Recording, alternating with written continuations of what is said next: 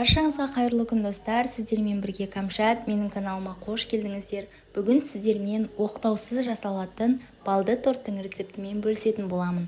Торт өте нәзік әрі өте дәмді болып шығады.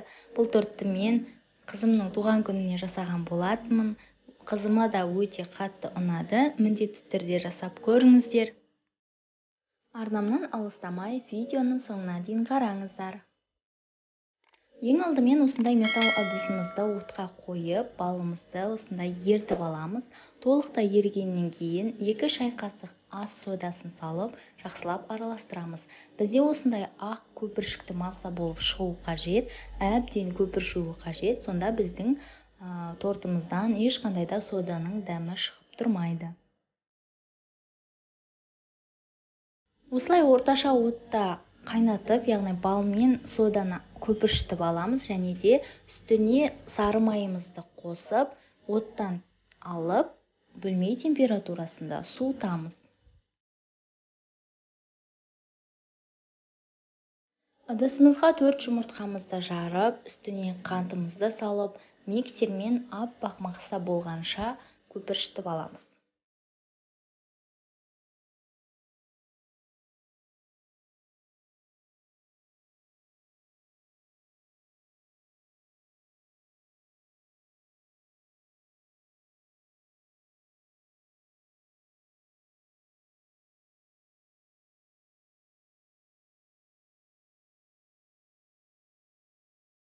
Жұмыртқамыз осылай 2 еселенген сәтте миксерлеуді тоқтатып, бөлме температурасында суыған балымызды қосамыз.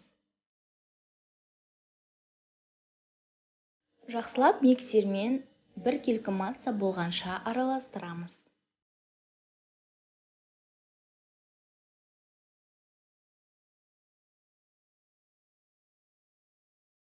Үстіне ұнның барлығын бірден қосып, миксермен шашырамас үшін бірінші алғашқыда осылай қоспай араластырып аламыз.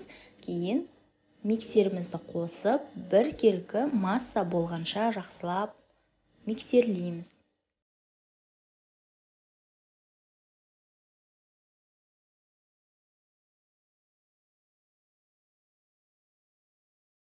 Пергамент қағаздарын қиып жақсылап дайындап аламыз. Менде бұл жерде форма 22-5 диаметрдегі форма. Бұл тортты 20 диаметрде, 22, 23 диаметрде де жасасаңыз болады. Осы формаға 3-4 қасық қамырдан салып, жақсылап біркелкі етіп жайып шығамыз. Пергамент қағазына ешқандай да май жақпаймыз. Бұл сапалы пергамент қағазы болғандықтан ешқандай да жабыспайды. Сапалы пергамент қағазын қолдануға кеңес беремін. Мен Поклан фирмасының қағазын қолдандым. Осылай толықтай жайып алып, алдын ала қызып тұрған 180 градуста қызарғанша пісіріп аламыз. Барлық қамырды осылай құйып алып, пергаменттерге дайындап қоямыз және шетінен пісіре береміз. Міне осылай пісіріп алдық, және де осылай күйінде толықтай суытамыз. Оған дейін кремімізді дайындаймыз.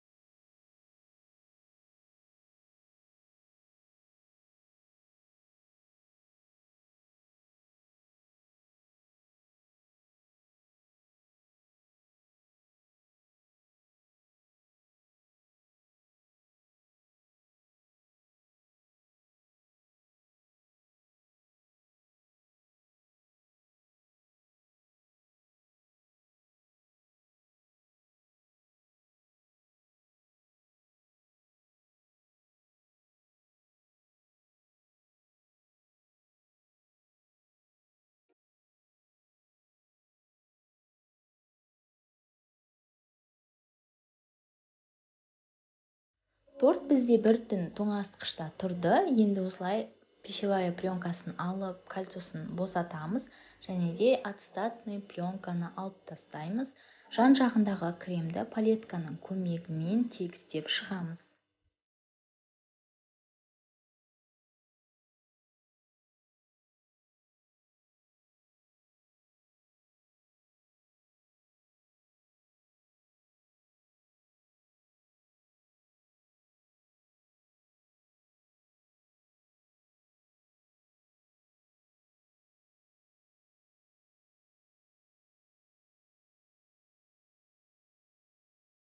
Мен торттың бір көжін алып қалып, осылай блендермен үгітіп алдым. Сіздер де егер де блендер болмаса, қолмен үгітсеңіздер болады.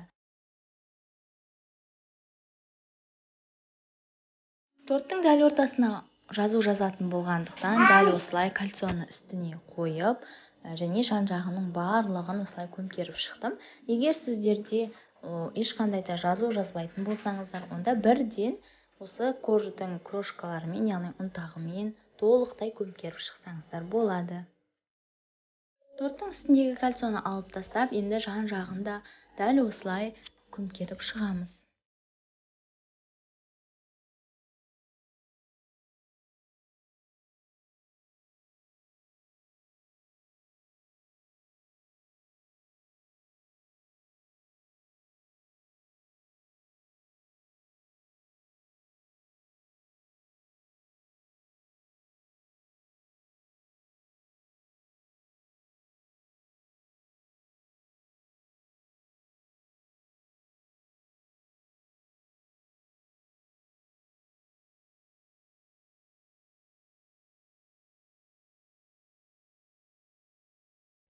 Торттың бетіне жазу үшін шоколадты кондитерлік қапқа салып, ыстық суда ерітіп алдым және осылай жазып шыққан болатынмын. Сіз де жазуға дәл осы әдісті қолдансаңыз болады.